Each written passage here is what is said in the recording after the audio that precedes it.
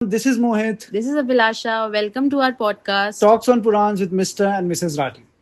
So, जैसा कि पिछले एपिसोड में जब हम महात्म्य कंक्लूड कर रहे थे तो हमने पढ़ा था कि वक्ता अगर बीमार हो, अगर वो शिव गीता पढ़े तो उसे उस बीमारी से छुटकारा मिल सकता है, राइट? और हमने ये भी डिस्कस किया था कि हम शिव गीता के लिए, क्योंकि ये अपने आप में एक बहुत बड़ी टॉपिक है, तो इसके लिए एक अलग से एपिसोड बनाएंगे, करेक्ट, राइट? लेकिन जब मैंने शिव गीता पढ़ना शुरू किया तो आई रियलाइज्ड कि एक एपिसोड शिव गीता के लिए काफी नहीं है। इतनी बड़ी है शिव गीता? शिव गीता लिखी गई है 16 चैप्टर्स एंड 768 वर्सेस, मतलब 768 श्लोकों में, राइट? तो वो काफी बड़ी है एंड उसमें बहुत कुछ बताया गया है, राइट? सो इसलिए what we will do is कि हम शिव गीता को फेजेस में, एपिसोड्स में कवर करेंगे ताकि हमारे लिसनर्स को शिव गीता कि हर एक चैप्टर में क्या बताया गया है वो अच्छे से समझ में आए and they can remember it, right? क्योंकि हम एक बार में सब कुछ बता देंगे तो फिर वो याद रखना बहुत मुश्किल होगा। हाँ, नहीं, करेक्ट यार, मेरे क्वेश्चंस भी तो रहेंगे। यस, मूविंग अहेड, हम शिव गीता शुरू करते हैं। आज के इस एपिसोड में हम पहले 3 चैप्टर्स शिव गीता के कवर करेंगे, ठीक है, राइट? अब पहला चैप्टर है, so before starting the chapter let's understand the background कि शिव गीता कैसे, लाइक व्हाट हैपेंड कि शिव गीता बोला गया या शिव गीता हुआ, राइट? ये तो आपने पिछले एपिसोड में बताया था कि शिव गीता राम जी को शिव जी ने सुनाई थी। यस, लेकिन क्यों, ऐसे क्या सिचुएशन थे कि शिव गीता बताई गई? और हम शिव गीता बोल तो रहे कि, लेकिन क्या शिव गीता और जो हम भगवत गीता पढ़ते हैं इसमें कुछ सिमिलरिटी है? ये समझते हैं आज, ठीक है?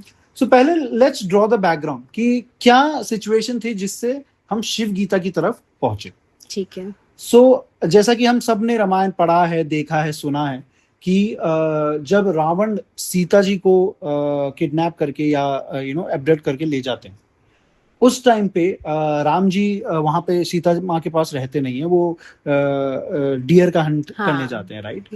तो जब वो वापस आते हैं और देखते हैं कि सीता जी नहीं है आश्रम, तो उन्हें बहुत दुख होता है। वो बहुत दुख में, मतलब बहुत सैड हो जाते हैं and he starts crying, he gets scared कि अब मैं कहाँ ढूंढूंगा सीता को, क्योंकि उन्हें कोई आइडिया नहीं है कि मतलब रावण कौन है, सीता माँ को कहाँ ले गया है, and he is totally lost, right? So the first chapter of Shiv Gita talks about Rama's grief, उनके ये दुख को डिस्क्राइब किया है। Before we go there, like आप, मतलब ये हमने देखा है, मैंने भी सुना है, बट मुझे हमेशा से ये रहता था कि राम जी तो भगवान है, तो आज भगवान को तो सब पावर है, like they can do anything ना, तो फिर ये ग्रीव, इतना दुख, मतलब इतना हेल्पलेस क्यों? Like he has powers, he could have used that. Very interesting question and I am sure ये काफी लोगों के दिमाग में आता होगा कि राम भगवान इतना क्यों डर गए, क्योंकि वो तो भगवान है, उनको तो सब पता है क्या होने वाला है, क्या होगा, क्या कैसे होगा, सब पता है। Exactly. Now for this we need to understand कि सनातन धर्म में हर एक अवतार जो विष्णु भगवान के होते हैं या किसी भगवान के जो अवतार होते हैं धरती पे, उस हर एक अवतार का एक एजेंडा होता है, एक डेस्टिनेशन होता है, एक डेस्टिनी होता है। सिमिलरली राम भगवान के अवतार का भी एक डेस्टिनी था। अब ये डेस्टिनी को समझने के लिए हमें थोड़ा और हिस्ट्री में जाना पड़ेगा टू अंडरस्टैंड रावण कैसे बना, ओके, राइट? सो रावण एक ब्राह्मण था, राइट? एंड उसे तंत्र मंत्र सब चीज का बहुत ज्ञान था, वो बहुत ज्ञानी ब्राह्मण था, राइट? उसने फिर ब्रह्मा जी का तप किया था वरदान पाने के लिए, अच्छा, राइट? और उसने काफी सालों तक ब्रह्मा जी का, I am cutting it a bit short, मैं ज्यादा डिटेल में नहीं जा रहा हूँ ताकि हम शिव गीता पे आगे जाके फोकस कर पाए। सो इन समरी उन्होंने, रावण ने ब्रह्मा जी को मनाया, उनका तप किया और ब्रह्मा जी खुश होकर रावण के सामने पधारे एंड देन उन्होंने रावण को बोला कि वरदान मांगो। तो रावण ने बोला कि मैं अमर होना चाहता हूँ। अच्छा। तो ब्रह्मा जी बोले कि मैं अमर का वरदान तो नहीं दे सकता क्योंकि it is against the law of nature, आप कुछ और मांगो। तो रावण जी ने कहा कि ठीक है, आप अमर का वरदान नहीं दे सकते, कोई बात नहीं, लेकिन आप मुझे ये वरदान दीजिए कि मुझे ना कोई देव, ना भगवान, ना जानवर, ना दानव, ना कोई किसी भी प्रकार का जीव, चाहे वो मामूली जीव हो, चाहे वो दैव्य जीव हो, चाहे वो डिवाइन डेमीगॉड हो, वो मुझे नहीं मार सकता। चाहे वो किसी भी लोक का हो, कोई भी मुझे नहीं मार सकते, मैं अमर हो जाऊं, मैं अजय हो जाऊं, राइट। अच्छा। तो ब्रह्मा जी ने बोला तथास्तु। बट अपने घमंड में रावण ने एक चीज ऑन पर्पस मिस कर दी, बाय मिस्टेक नहीं, ऑन पर्पस। उसने इंसान का नाम लिया ही नहीं, क्योंकि उसको लगा क्योंकि नहीं। उसको लगा कि इंसान को तो मैं खुद ही ऐसे ही मार दूंगा, हाँ। इंसान मुझे क्या मारेगा। कॉन्फिडेंस। अगर मुझे कोई मार सकता है तो ही हैज टू बी और she has to be divine. Normal इंसान तो मुझे मार ही नहीं सकता, अभी नहीं मार सकता तो वरदान के बाद क्या मारेगा, राइट। तो इसलिए उसने अपने घमंड में, अपने एरोगेंस में इंसान बोला ही नहीं। उसने बाकी सारे जीव जंतुओं का नाम ले लिया, दानव, दैव्य, देवता, राक्षस, सबका नाम ले लिया, लेकिन इंसान का नाम लिया। So the loop hole was कि अगर रावण को किसी को मारना होगा तो ही और she has to be a normal human being. तभी इसीलिए राम भगवान का जो अवतार है वो as a normal human being मतलब आया था, क्योंकि ही हैज टू बी, इसलिए उन्हें ऐसा दिखाया गया है कि he is the highest principle holder. अपने वसूलों को, अपने मॉरल्स को, प्रिंसिपल्स को living it to the highest standard, कि एक इंसान को कैसे जीना चाहिए, right. So he is also an example कि एक मामूली इंसान भी उस पदवी में पहुंच सकता है अगर वो उनके रास्ते पे चले, समझा, right? So he is that epitome of principle, discipline, and the right path of life. Correct. And hence आप कभी नहीं, आपने कृष्ण भगवान के बचपन के कहानियां सुने कि उन्होंने लीलाएं की, उन्होंने ये चमत्कार दिखाया, उन्होंने इस राक्षस को मार दिया, नाग को, जब लेक में नाग आ जाता है तो उन्होंने नाग को मार दिया, ये सब कृष्ण भगवान की बहुत लीलाएं हैं। लेकिन राम भगवान का आपको ऐसी कोई कहानी नहीं मिलेगी, हाँ। क्योंकि वो हमेशा से ही lived as a normal human being. correct, उन्होंने correct, कुछ yes. डिविनिटी, कुछ डिवाइननेस दिखाया ही। हाँ, His divineness was to follow the right, the principled path, which is in itself is tough. हाँ, it is tough because he has the power but he can't use it. Yeah, and he can't use it, and his the entire agenda is to show कि एक सही life कैसे जीते, right? So hence Ram भगवान का वो डरना, lost feel करना, स्कैर्ड, मतलब टोटली इन टीयर्स कि अब मैं क्या करूं, क्योंकि मेरे पास बस मेरा एक छोटा भाई है, और इस घने जंगल में जहां राक्षस, जानवर, डेंजरस से डेंजरस जानवर घूम रहे हैं, और मेरी सीता को कोई उठा के ले गया, अब मैं कहां जाऊं। So he was totally engulfed, मतलब पूरा वो दुख में डूब गए थे। So this is the first chapter of Shiv Gita, जहां पे राम जी की इस दुख को बताया गया। अच्छा, ठीक है। अब आते हैं सेकंड चैप्टर में। सेकंड चैप्टर में एंट्री होती है मुनि अगस्त्य की। ये कौन है? अब मुनि अगस्त्य कौन है? इतना हम समझ सकते हैं कि Muni Agastya was one of the Saptarishi. Saptarishi कौन होते हैं? इस पे हम किसी और एपिसोड में आएंगे। But to keep it here, he was one of the first ऋषिज जिन्होंने सारा ज्ञान बांटा है, ब्रह्मा के पुत्र, और one of the first Saptarishi. सो ऐसा कहा जाता है कि फर्स्ट टाइम कार्तिकेय जी ने शिव गीता फर्स्ट टाइम सुनाई थी ऋषि सनत कुमार को। अब सनत कुमार जी कौन है? जो भी हमारे लिसनर्स हैं, हमारे एपिसोड्स को सुन के इतना तो समझ गए होंगे कि सनत कुमार जी कौन है, राइट। और सनत कुमार जी ने ये शिव गीता फर्स्ट टाइम सुनाई थी वेद व्यास जी को, ठीक है। वेद व्यास जी ने ये सुनाया सूत जी को, ठीक है। और हमारे सूत जी को तो सभी जानते हैं, the main orator of Shiva Purana. Suta ji ने जब उस सभा में जब वो शिव पुराण सुना रहे थे, so as a part of that उन्होंने शिव गीता की कहानियां भी सुनाई सबको, ठीक है। सो this is how the knowledge passed down, right. But in detail की सप्तऋषि कौन थे, अगस्त्य जी कौन थे, इस पे हम आएंगे किसी और एपिसोड में। But right now let's focus on Shiv Gita, ठीक है, राइट। तो सेकेंड एपिसोड में एंट्री होती है अगस्त्य जी की। जंगल में राम जी बैठे हैं एंड खूब दुखी हैं, रो रहे हैं, सोच रहे हैं कि मैं क्या करूं, कहां जाऊं, कैसे ढूंढूं सीता जी को। और तब अगस्त्य जी आते हैं, और अगस्त्य जी राम भगवान को देख के एकदम इरिटेट हो जाते हैं।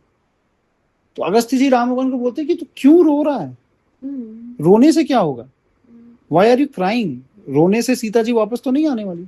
नाउ द पॉइंट इज कि अब करना क्या है। तो अगस्त्य जी being Guru, he acted like a guru. He was strict and disciplined and wanted to show the right path, वो राम जी को सही रास्ता दिखाना चाहते। तो पहले तो उन्होंने राम जी को चुप कराया कि रोना बंद करो, बच्चों की तरह रो रहे हो, ये रोने का टाइम नहीं, कुछ करने का टाइम। तो जब राम जी थोड़ा चुप हुए तो राम जी ने अगस्त्य जी को बोला कि मैं क्या करूंगा, कहाँ जाऊंगा, सही बात मैं है। इस जंगल में, मेरे साथ बस एक छोटा, मेरे पास ना कोई आर्मी है, मेरे पास ना कोई अस्त्र है, मेरे पास ना, मुझे पता है कि कौन मेरी सीता को ले गया, मैं हाँ। कैसे ढूंढूंगा अपने सीता को। तो अगस्त्य जी बोलते हैं ठीक है, जब कहीं रास्ता ना दिखे so the right path is spirituality, रास्ता अपने अंदर ढूंढना पड़ेगा। तो राम जी बोलते हैं कि मैं समझा नहीं, मुझे क्लियर भाषा में बताइए क्या करना है। तो अगस्त्य जी बोलते हैं कि अब तुम्हें एक ही है जो तुम्हें रास्ता दिखा सकता है, वो है महादेव। अच्छा, तो तुम्हें उनकी शरण में जाना पड़ेगा। ठीक है। तो राम जी बोलते हैं ओके। ऐसे तो Ram ji disciplined and focused and सब थे ही, तो उनके लिए ये रास्ता तो वो सुन के एक तरीके से और खुश हो गए कि ओके, अगर ऐसा कुछ करना है तो आई कैन डू, मैं रेडी हूँ। And somewhere it is easy for या not even if not easy, he is ready to do it, हाँ, है ना, ही इज अलाइंड कि हाँ मैं ये कर सकता हूँ, मैं करूंगा। तो अगस्त्य जी बोले कि ठीक है, तुम्हें शिव जी को मनाना होगा और शिव जी ही तुम्हें सही रास्ता दिखा पाएंगे और वही तुम्हें वो ताकत दे सकते हैं जिससे तुम सीता को छुड़ा लो। ठीक है। तो राम जी बोलते हैं कि ठीक है, क्या करना है मुझे बताइए। तो फिर अगस्त्य जी राम जी को बोलते हैं कि तुम्हें पशुपत व्रत करना पड़ेगा। अच्छा। अब पशुपता व्रत किया जाता है पशुपत अस्त्र को पाने के लिए। पशुपत अस्त्र, हाँ, इट इज द बिगेस्ट अस्त्र और द मोस्ट पावरफुल अस्त्र ऑफ शिव। अच्छा, तो अगस्त्य जी बोलते हैं कि अगर तुम्हें रावण को हराना है तो तुम्हें इस अस्त्र को पाना बहुत जरूरी है, ठीक है। और इस अस्त्र को पाने के लिए तुम्हें पशुपता व्रत करना हो। अगर तुमने उस व्रत को सही विधि विधान से कर लिया तो मैं गारंटी देता हूं कि शिव जी तुम्हारे सामने आ जाएंगे। तो राम जी बोलते हैं कि ठीक है, मुझे बताइए कि ये व्रत कैसे करते हैं। तब फिर अगस्त्य जी बताते हैं कि सिंपल व्रत है, ज्यादा कुछ नहीं करना है। Number 1, first step, you have to purify yourself. A purification both from outside and inside. अब बाहर से मतलब क्या, स्नान करना है, नदी में जाना है, स्नान करना है, सारे गंदे वस्त्र त्याग देने हैं, पूरे ऊपर से नीचे सफेद वस्त्र धारण करने, नो अदर कलर, ओनली सफेद वस्त्र। ठीक है। और सफेद वस्त्र धारण करके नदी में स्नान करके अपने आप को पूरी तरह शुद्ध बना के उसके बाद पूरे शरीर में विभूति लगानी है। अच्छा, ठीक है, राख लगाना, पूरे शरीर को विभूति से कवर करना। एक बार अब विभूति से अपने आप को कवर करने का मतलब क्या है, that means you are destroying your ego, you are destroying your arrogance, your pride, and you are completely surrendering in front of the power, ultimate power. ठीक है, तो इसलिए कंप्लीट अपने सब वस्त्र त्याग देने हैं, ओनली एक सफेद वस्त्र धारण करना है और कोई भी ज्वेलरी नहीं, शरीर में कुछ नहीं, बस पूरे शरीर को विभूति से कवर करना है। okay. और उसके बाद आपको रुद्राक्ष की माला धारण करनी है। ठीक है। ठीक है, हाथों में रुद्राक्ष लगाना है, गले में रुद्राक्ष की माला धारण करनी है और फिर तप करना है। अच्छा। अब तप इज नंबर 1 मेडिटेशन, ध्यान करना है और कंटिन्यू शिव सहस्त्रनामा का जाप करना है। अच्छा, ओके।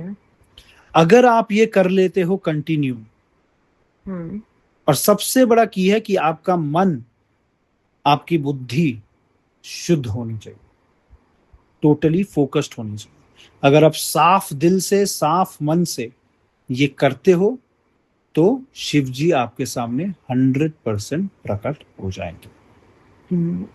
शिव सहस्त्रनामा के जाप को बहुत बहुत पावरफुल माना गया। अच्छा। अगर आप सही तरीके से, सही वस्त्र, सही शुद्धि करके अगर ये जाप करो तो इससे बड़ा जाप और कोई नहीं। ओके।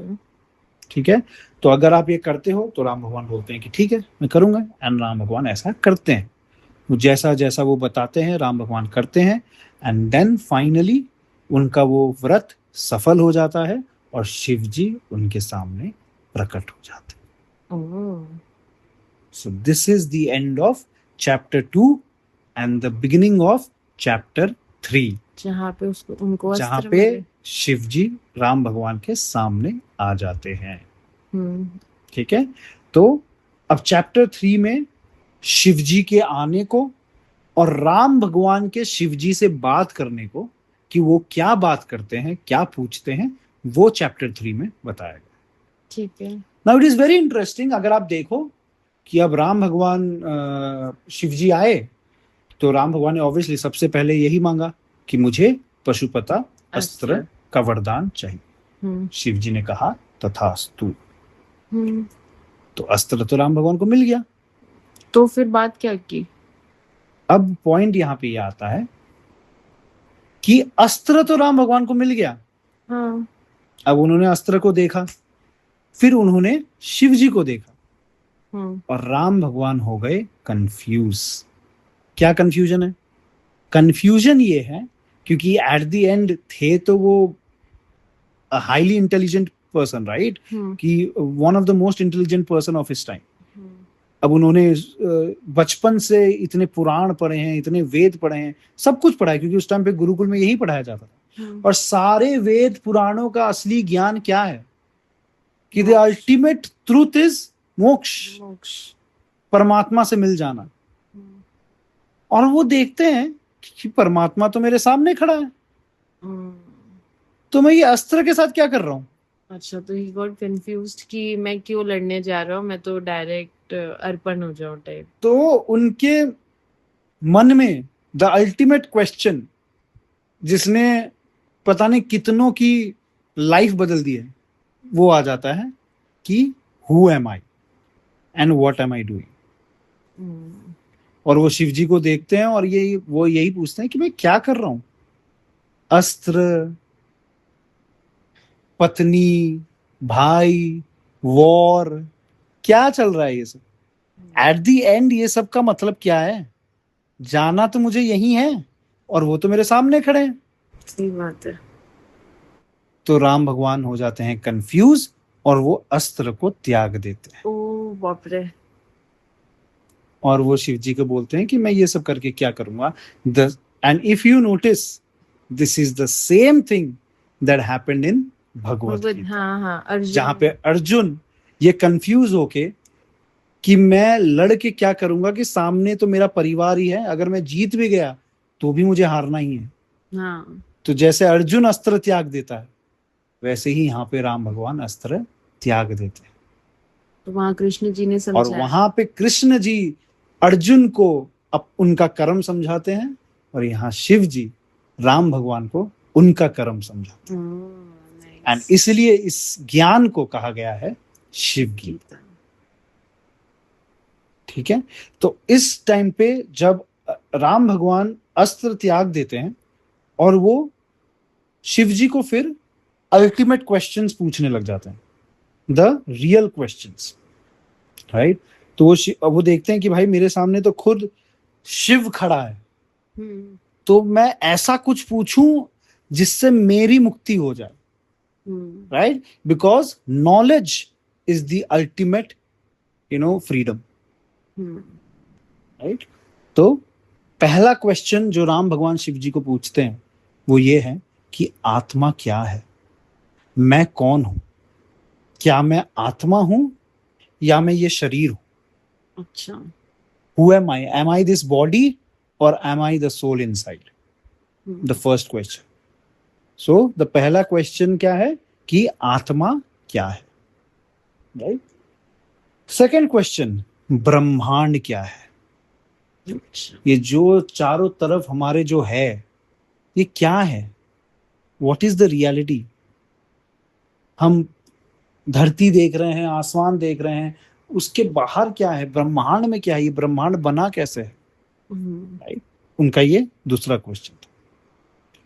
अब तीसरा क्वेश्चन वो पूछते हैं कि पृथ्वी में जिसको देखो वो दुखी है. Everyone is suffering. What is the reason for this suffering? और फिर चौथा क्वेश्चन वो ये पूछते हैं कि इग्नोरेंस को कैसे हम जीत सकते हैं, या फिर how do we gain knowledge. इसको अगर अलग तरीके से पूछा जाए कि नॉलेज कैसे मिल सकती है, ज्ञान कैसे मिल सकता है, how can we overcome ignorance. ठीक है. एंड देन फाइनल क्वेश्चन, मोक्ष कैसे प्राप्त किया जाता है. अल्टीमेट क्वेश्चंस पूछ लिए एक ही बार में राम जी ने तो. ठीक है, तो ऑब्वियसली ना ये उनके लिए गोल्डन अपॉर्चुनिटी है. हाँ. शिव भगवान तो रोज रोज उनके सामने आएंगे नहीं, तो उन्होंने सोचा कि एक ही बार में सारे सवालों का जवाब ले लिया जाए. तो उन्होंने अल्टीमेट क्वेश्चन सारे पूछ लिए कि मैं कौन हूं, ब्रह्मांड क्या है, लोगों में दुख क्यों है, और इस दुख से दूर होने का ज्ञान कहाँ मिलेगा, और अल्टीमेटली मोक्ष कैसे मिल सकता है. राइट. तो ये सवालों को एक्सप्लेन किया गया है चैप्टर 3 में. और इसमें चैप्टर 3 में शिव जी धीरे धीरे अब एक्सप्लेन करना शुरू करते हैं, वो अपना ज्ञान देना शुरू करते हैं. ठीक है. राइट. सो शिव जी सबसे पहले बोलते हैं कि सब या हर एक व्यक्ति या हर एक जीव उसकी आत्मा है. शिव जी की आत्मा नहीं, पहला क्वेश्चन क्या था राम भगवान का कि मैं कौन हूँ, मैं शरीर हूँ या आत्मा हूँ. तो शिव जी बोलते हैं कि मेन आत्मा है. अच्छा. शरीर कुछ नहीं है. ओके. शरीर इज जस्ट अ वेसल. तुम्हारी जो आत्मा है वो तुम. And soul can neither been created nor destroyed. You are eternal. तुम अमर हो. तो अगर तुम ये शरीर को हटा दो तो तुम एक्चुअली ऑलरेडी अमर हो. Right. You are the soul inside. Right. तो अब फिर शिव जी जाते हैं कि दूसरे क्वेश्चन में कि ब्रह्मांड क्या है. सो शिव जी कहते हैं कि ब्रह्मांड, the universe is the manifestation of the supreme power. कि ब्रह्मांड परमात्मा के कण कण से बना हुआ. ब्रह्मांड और परमात्मा एक ही है. राइट. जैसे कृष्ण भगवान ने मुंह खोल के अपने मुंह के अंदर ब्रह्मांड का दृश्य दिखा दिया था यशोदा माँ को, वैसे ही कि परमात्मा ही का मैनिफेस्टेशन ब्रह्मांड. राइट. समझा. एंड देन फिर वो पूछते हैं कि सफरिंग, कि दुनिया में इतना दुख क्यों. तो शिव जी कहते हैं ignorance is the reason for suffering. Okay. क्योंकि ज्ञान नहीं है. अच्छा. इसलिए सफरिंग है. जब ज्ञान आ जाएगा तो दुख अपने आप चला जाएगा. अब ज्ञान का मतलब क्या है. ज्ञान का मतलब ये समझना है कि एक्चुअली में क्या जरूरी है और एक्चुअली में क्या माया है.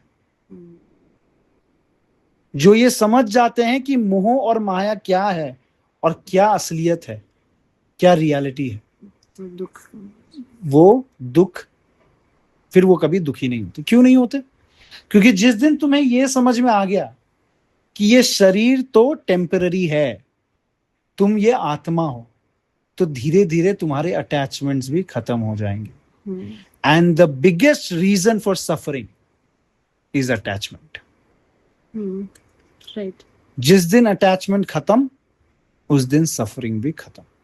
फर्क पड़ना ही बंद हो जाएगा. फिर तुम किसी चीज से तुम्हें कोई इफेक्ट नहीं. राइट. कोई तुम्हें क्या बोल रहा है, तुम्हारे पास पैसा है नहीं है, घर है नहीं है, खाने को है नहीं है, ये सब माया है. The ultimate truth is knowledge, परमात्मा, द सोल. तो जिस दिन ये नॉलेज तुम में आ गई उस दिन इग्नोरेंस खत्म, और जिस दिन इग्नोरेंस खत्म उस दिन सफरिंग भी खत्म. बट ये मैंने अभी बहुत ब्रीफ में बताया. जब हम आगे और भी चैप्टर्स पढ़ेंगे अगले एपिसोड्स में तो हमें डिटेल में शिव जी ने क्या बोला वो समझ में आएगा. Right. So this is how chapter 3 conclude होता है, जहाँ पे शिव जी ये जो भी क्वेश्चंस राम भगवान ने पूछे हैं वो समझाना शुरू करते हैं। बट लास्ट क्वेश्चन कि मोक्ष क्या है? मोक्ष का क्या है वो अगले एपिसोड में आएगा, इन द नेक्स्ट चैप्टर। ठीक है, तो इस एपिसोड को हम यहीं एंड करेंगे, right, with the conclusion of chapter 3। Right, हमने राम भगवान चैप्टर 1 में राम जी का दुख देखा जब सीता जी उनसे दूर चली गई। हमने चैप्टर 2 में अगस्त्य जी की एंट्री देखी और राम भगवान को रास्ता दिखाया अगस्त्य जी ने, और उनको शिव जी का ध्यान करते हुए देखा। और चैप्टर 3 में हमने शिव जी को राम जी को दर्शन देते हुए देखा, और राम जी को फिर कंफ्यूज होते हुए देखा, और फाइनली अस्त्र त्याग के शिव जी को असली या जो रियल क्वेश्चन है वो पूछते हुए देखा। करेक्ट। अब हम आगे देखेंगे कि शिव जी धीरे धीरे और क्या ज्ञान राम जी को देते हैं। हाँ, मुझे देखना है कि ऐसा क्या शिव जी ने बोला राम जी को कि उनको समझ आया और वो वापस से अस्त्र लिए और आगे रावण को मारने गए। यस, तो with this we end this episode, and I hope कि ये एपिसोड से जो भी हमारे लिसनर्स हैं उनको कुछ क्लैरिटी आई होगी कि शिव गीता क्या है, किस बैकग्राउंड में Shiva Gita it happened, and उसका भगवत गीता से क्या लिंक है, right. And then I think now it will be more interesting to see कि आगे चैप्टर्स में क्या शिव जी ने क्या ज्ञान दिया है राम जी को। हाँ, राइट, ये तो है। Yes. So with this, we conclude this. Thank you for listening. I hope you liked it. Please like, subscribe, and share this with anyone you think who likes to listen to such kind of content. Thank you. Thank you.